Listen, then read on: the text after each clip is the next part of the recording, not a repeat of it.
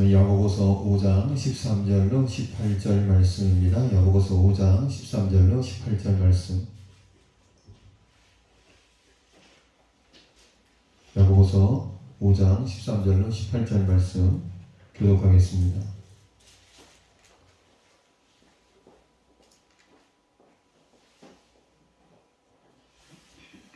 너희 중에 고난당하는 자가 있느냐? 그는 기도할 것이요 즐거워하는 자가 있느냐? 그는 찬송할지니라.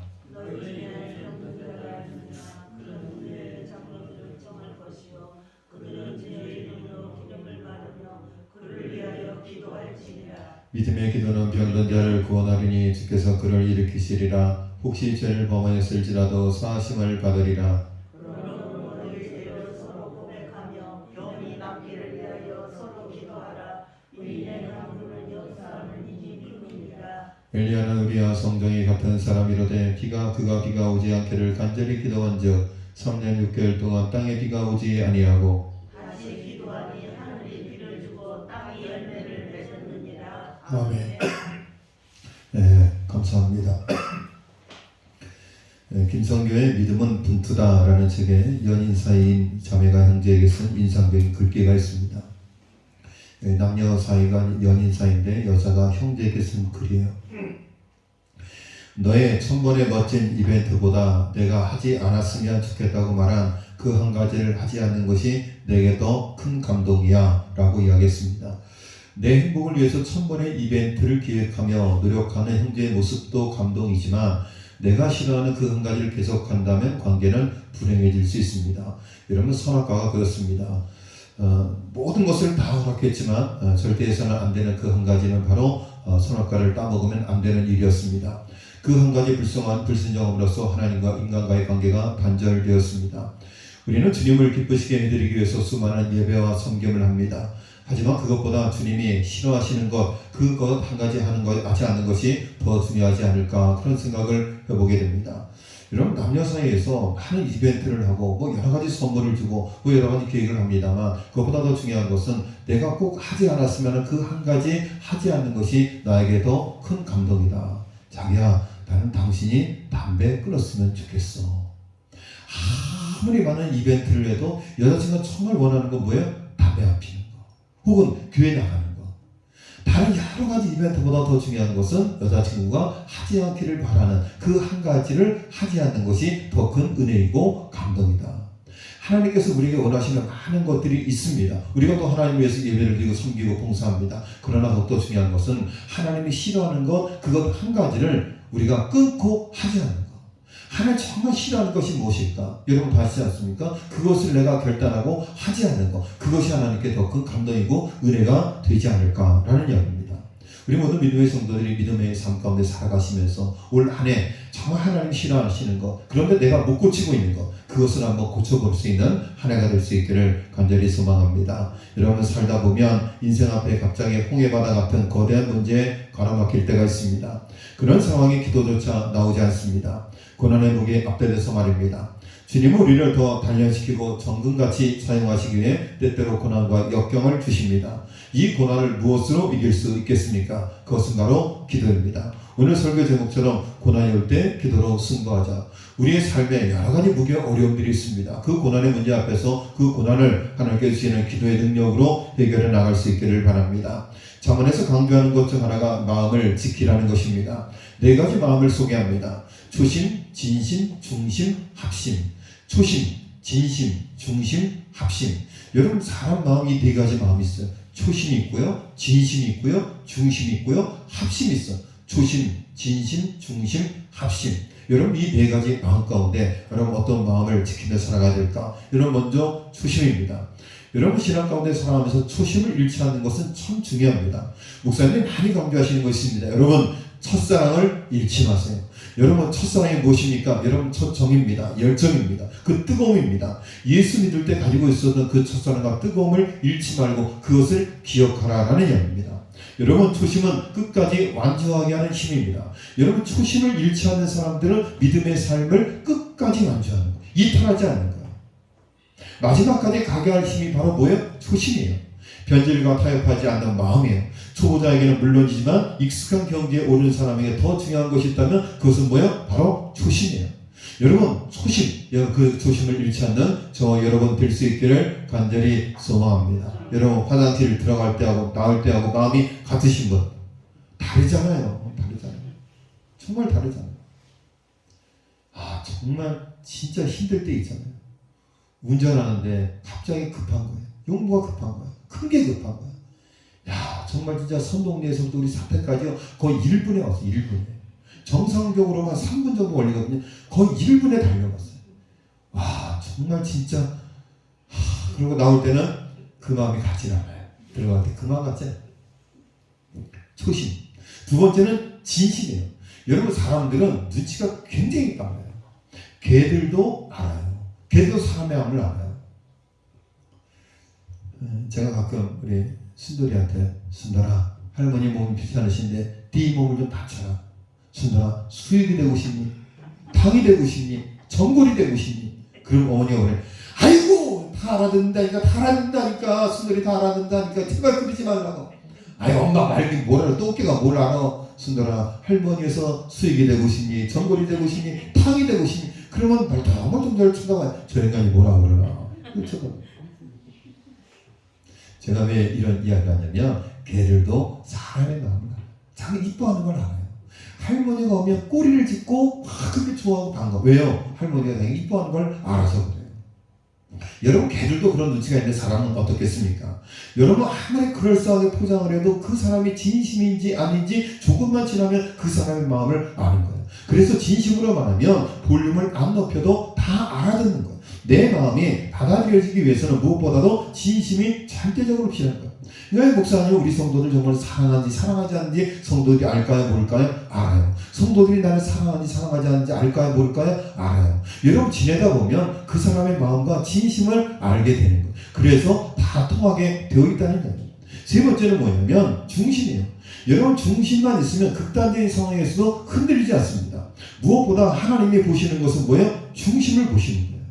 여러분 하나님 여러분 마음의 중심을 보십니다. 다윗이 하나님 마음에 합한 사람입니다. 중심을 보십니다. 그랬더니 어느 날 집사님이 여름에 배꼽티를 입고 왔대요. 배꼽티를 입고 왔대요. 왜요? 하나님의 중심을 보신다고 하니까 배꼽티를 입고 왔대. 우리는 중부지방에 살이 많기 때문에 이걸 입을 수가 없어요. 저도 이걸 입을 수가 없어. 웃자 언약인데요. 하나님 뭘 봐요? 중심을 보시는 거예요. 그래서 이 코로나로 어수선한 상황이 있지만 중심이 있는 사람은 이런 상황에서도 자신의 삶을 묵묵히 감당하는 거예요. 예배를 지키는 거예요. 그래서 이 코로나 위기 가운데 삶의 위기 가운데 여러분 중심이 필요한 거예요. 네 번째 뭐냐면 합심이에요. 합심. 개인의 탁월한 은사보다 더 강력한 것이 있는데 그것은 공동체 합심이에요. 그래서 교회 합심 기도는 위력적입니다. 혼자서만 오래 기도하는 것보다는 성도는 잠깐이라도 모여서 함께 기도하는 성도가 소중한 거예요. 큰일은 합심 기도가 기본입니다. 우리가 만나는 수없이 많은 문제도 공동체 모두 합심하여 기도하며 더 큰 역사가 일어날 수 있습니다. 여러분 모두 이 네 가지 마음을 잘 지켜서 하나님을 기쁘시게 할 수 있는 인생의 고난을 이겨낼 수 있는 저와 여러분 될 수 있기를 간절히 소망합니다. 제가 네 가지 말씀드렸습니다. 조심, 진심, 중심, 합심. 한번 따라하겠습니다. 조심, 진심, 중심, 합심. 또 가서 집에 가서 합심만 겨고 중심만 겨고 밤새 다또 배꼽 피고 그러면 안 돼요. 오구의 구름예를 못 드렸죠 어제? 드렸어요? 오집사님하고 둘이 드렸어요? 고맙습니다. 그래서 하치면부터 그 생각이 드는 거. 이선희 집사님 평택 갔지, 최 집사님 병원에 있지. 그래서 경희 엄마하고 출석이 어떻게 예배를 드리려나 그랬더니 두 분이 드리셨네. 그랬더니 이장님 좀 끌고 가서. 굶주는데 3명 되죠. 아버지까지 모시면 4명 되죠. 둘 빠져도 4명 드릴 수 있는. 100세 이삭을 얻은 아브라함에게는 내 아들 내 사랑하는 독자 이삭을 데리고 모리아 땅으로 가서 나에게 번제로 드리라고 말씀하십니다. 아마도 아브라함에게 인생 가장 큰 위기가 아니었을까 그런 생각합니다. 그 위기 가운데 아브라함이 결단합니다. 내가 아이와 함께 저기 가서 예배하고 우리가 너에게로 돌아오리라. 혼자가 아니에요. 우리가 돌아오리라. 그러잖아요. 내가 번제를 드리려 하지만 나가 아들과 함께 돌아올 것이다. 이때 하나님은 미리 수풀에 순양을 준비시켜 주셔서 이삭을 살려주셨습니다. 그리고 위대한 복을 경험하게 합니다.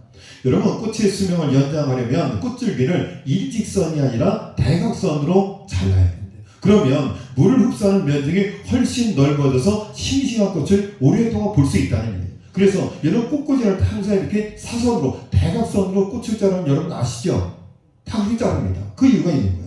그리고 벽에 약한 꽃나무는 줄기를 대각선으로 자르고 그 자리를 불로 태운대요.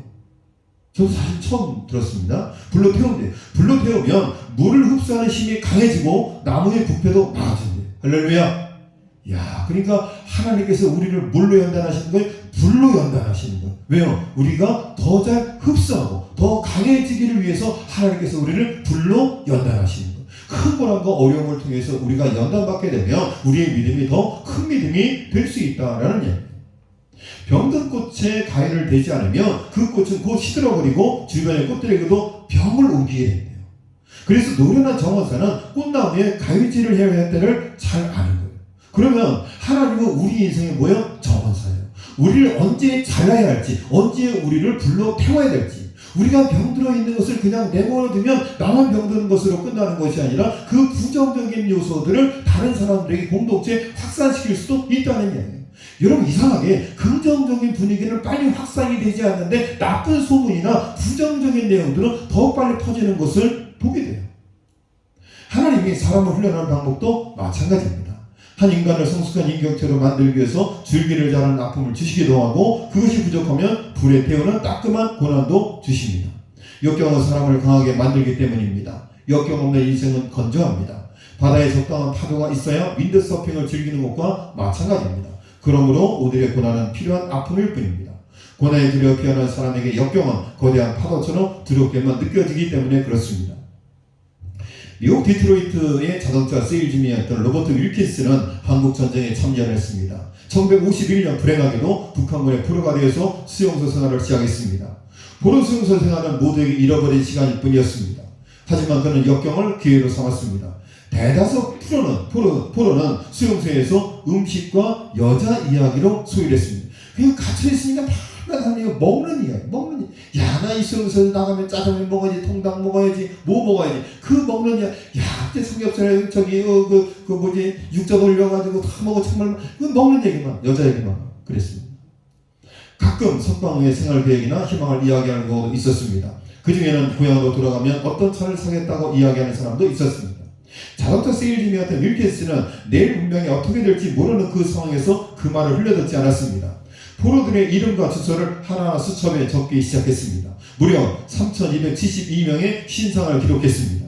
여러분, 이 윌킨스라는 자동차 세일즈맨이 포럼소에서 만난 사람들 3,272명의 이름과 주소와 전화번호를 왜 기록했을까요? 왜 적었을까요? 적은 이유가 뭘까요?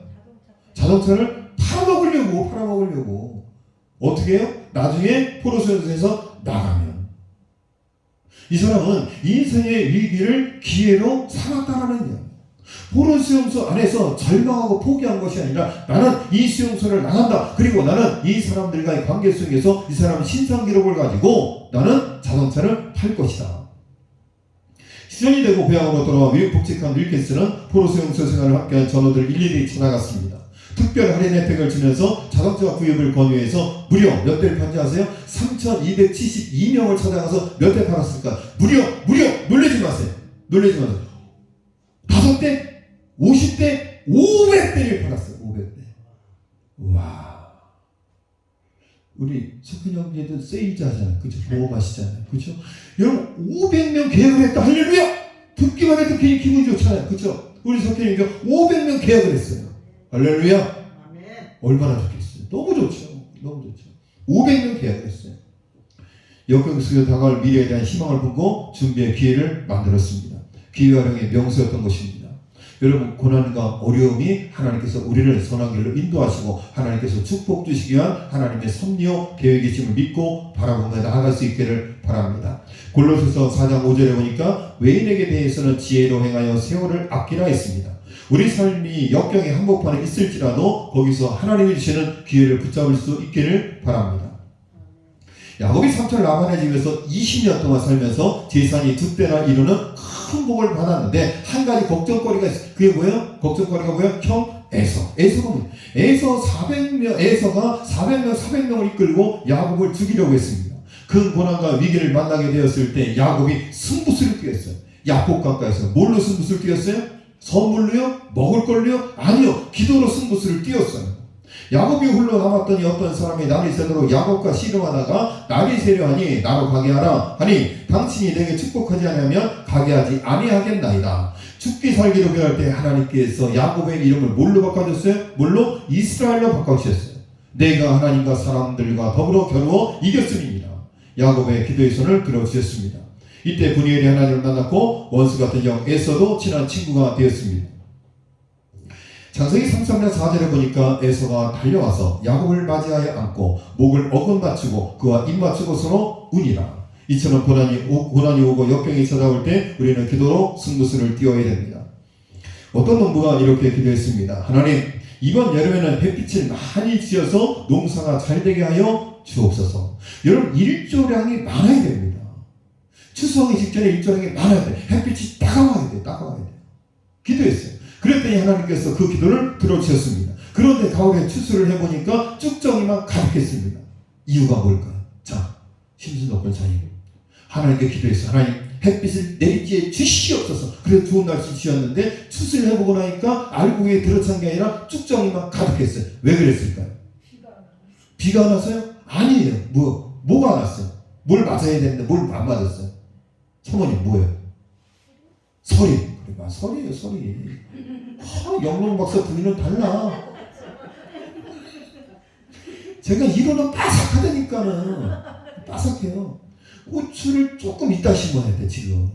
오늘도 보니까 서리가 내렸어. 제 차에 보니까 서리가 내렸어요. 한 4, 5일 있다 지면 딱 맞춰가. 그쵸, 이순호 목사님? 그때 지금 딱 어린이날 시면 딱 맞다니까. 오후를 푸르구나. 우리들 세상. 고추들 세상. 할렐루야.